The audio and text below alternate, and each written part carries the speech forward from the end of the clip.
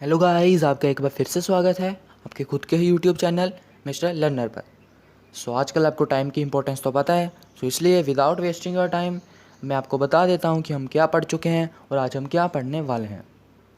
Video के पिछले part में हमने डेमोक्रेसी का फोर्थ फीचर पढ़ा था और डेमोक्रेसी के खिलाफ कुछ आर्गूमेंट्स भी पढ़े थे। और अगर आपने अभी तक उस वीडियो को नहीं देखा तो क्या कर रहे हो गाइस, जाके पहले उसको देखो ना यार।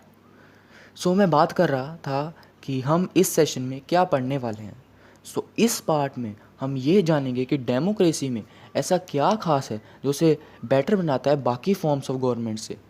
क्यों डेमोक्रेसी की चर्चा हर जगह होती रहती है। Let's start. We know that democracy government की एक आइडियल फॉर्म नहीं है। इसमें भी कुछ प्रॉब्लम्स है डैट कांट बी हिडन, और उन सब कॉन्सिक्वेंसेस को हमने वीडियो के पिछले पार्ट में तो पढ़ ही लिया था। पर डेमोक्रेसी जो है वो एटलीस्ट डिक्टेटरशिप और मिलिट्री रूल से तो काफ़ी बेटर है, जहाँ तो एक के बाद एक रूलर लोगों के ऊपर थोप दिया जाता है और रूलर को बोला जाता है जाओ भाई तुम कंट्री में रूल करो, ऐश करो, जाओ। बट इसी चीज़ का लोगों के ऊपर बहुत बुरा इफेक्ट पड़ता है।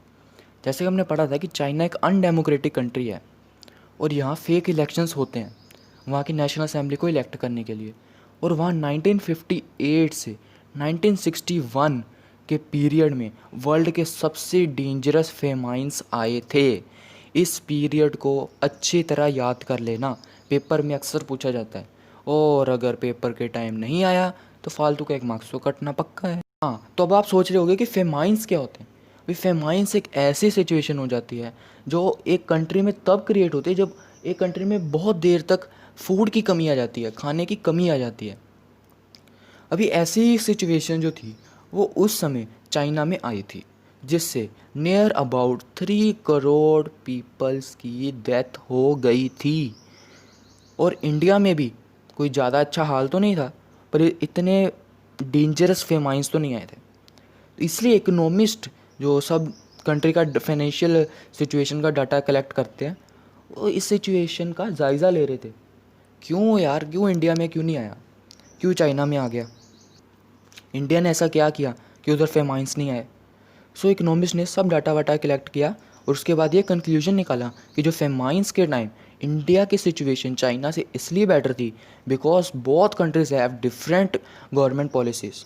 उन्होंने कहा कि इंडिया में डेमोक्रेटिक गवर्नमेंट थी और इंडिया के डेमोक्रेटिक गवर्नमेंट ने चाइना की अनडेमोक्रेटिक गवर्नमेंट से फूड सिक्योरिटी यानी फूड की जो कमी आई थी उसे अच्छी तरह हैंडल किया। और ये थी ये एग्जांपल जो हमें बताती है कि डेमोक्रेटिक गवर्नमेंट एक अनडेमोक्रेटिक गवर्नमेंट से कैसे अच्छी होती है।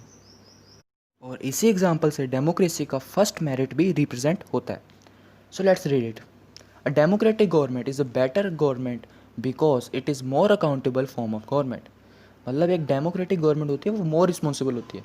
एक्चुअली उन्हें रिस्पॉन्सिबल होती तो है, वो उन्हें बनना पड़ता है रिस्पॉन्सिबल, क्योंकि अगर वो अच्छी तरह रूल नहीं करेंगे डेमोक्रेसी में अगले 5 साल बाद तो हम उनको चेंज कर ही देंगे। तो ये वाला डर, ये जो डर होता है चेंज होने वाला, ये अनडेमोक्रेटिक कंट्रीज़ में नहीं होता, क्योंकि उनके रूलर्स को पता है हमें तो कोई चेंज करने वाला है नहीं, तो हम जैसे मर्जी रूल करें। और हमने पढ़ा था डेमोक्रेटिक कंट्री लाइक इंडिया में अगर कोई भी लॉ पास करना होता है तो फर्स्ट उसे Lok Sabha, then Rajya Sabha and then last president से अप्रूवल चाहिए। इस सब प्रोसेस में टाइम तो बहुत लगता है, पर जब एक लॉ इतनी इंस्टीट्यूशन से और इतने लोगों से चेक किया जाता है तो उस लॉ में मिस्टेक्स होने की चांसेस बहुत कम हो जाती हैं। तो इसी चीज़ से हमारा डेमोक्रेसी का सेकंड मेरिट रिप्रेजेंट होता है। Democracy improves the quality of decision making. Democracy से डिसीज़न की क्वालिटी इम्प्रूव हो जाती है क्योंकि मिस्टेक्स के चांसेस ही कम हो जाते हैं। चलो तो आगे पढ़ते हैं। हमारे कंट्री इंडिया में आपको पता है कि कितनी सोशल डाइवर्सिटी है। लोग अलग अलग जगह से रहते हैं, अलग अलग लैंग्वेज बोलते हैं, डिफरेंट रिलीजन और कास्ट से बिलोंग करते हैं। तो इतनी ज़्यादा डाइवर्सिटी होने से लोगों के ओपिनियंस में डिफरेंस आ जाता है और कभी कभी एक डिफरेंट ओपिनियन के लोग दूसरे डिफरेंट ओपिनियन के लोगों से क्लैश कर जाते हैं। और इसी चीज़ को अवॉइड करने के लिए हमारी कंट्री क्या, हर डेमोक्रेटिक कंट्री में एक फ्री जुडिशरी होती है जो सब कॉन्फ्लिक्ट्स को सॉल्व करती है। इसी से हमारा डेमोक्रेसी का थर्ड मेरिट इंट्रोड्यूस होता है। Democracy provides a method to deal with differences and conflicts. Democracy एक पीसफुल सोल्यूशन प्रोवाइड करती है और डेमोक्रेसी ये इंश्योर करती है कि कंट्री में सबको इक्वल राइट्स मिले। डेमोक्रेसी इस प्रिंसिपल पर बेस्ड होती है कि चाहे वो कोई भी लोग किसी भी रिलीजन के हों, कास्ट के हों, पढ़े लिखे हों या अनपढ़ हों, या किसी भी जगह से रहते हों, उन सबको इक्वल राइट्स होने चाहिए। इससे क्या होता है, लोगों की डिग्निटी मेंटेन रहती है, उनका आत्मसम्मान बना रहता है, और यही है हमारा डेमोक्रेसी का फिफ्थ मेरिट। सो अब हम डेमोक्रेसी का सिक्स्थ और लास्ट मेरिट पढ़ते हैं। So democracy allows us to correct our own mistakes. Democracy में क्या है, कोई भी मिस्टेक ज़्यादा देर तक छिप नहीं सकती। कोई ना कोई इंस्टीट्यूशन या लोग खुद ही मिस्टेक्स को ढूंढ कर उसको चेंज कर देते हैं। मेन बात ये है कि ये डेमोक्रेसी में ये मिस्टेक जल्दी ही करेक्ट भी हो जाती है। वो डिसीजन गलत लिया जाता है, या तो वो चेंज होता है या तो कंट्री की गवर्नमेंट ही चेंज होती है। तो हमारा इस चैप्टर का एक लास्ट टॉपिक रहता है, तो उसे जल्दी से कंप्लीट करते हैं। So the last topic is types of democracy. So democracy mainly two parts में डिवाइडेड है, डायरेक्ट डेमोक्रेसी और रिप्रेजेंटेटिव डेमोक्रेसी। तो डायरेक्ट डेमोक्रेसी में क्या होता है कि जो सिटीजन्स होते हैं वो डायरेक्टली हर लॉज को या किसी पॉलिसी को डिसाइड करते हैं वोट डाल के। और रिप्रेजेंटेटिव डेमोक्रेसी में क्या होता है, जो लोग होते हैं वो अपने रिप्रेजेंटेटिव्स, अपने लीडर्स को इलेक्ट करते हैं, और वो लीडर्स आगे जाके कोई भी न्यू लॉ या पॉलिसी बनाते हैं। पर जो वर्ल्ड में सबसे ज़्यादा प्रेफर की जाती है वो है रिप्रेजेंटेटिव गवर्नमेंट।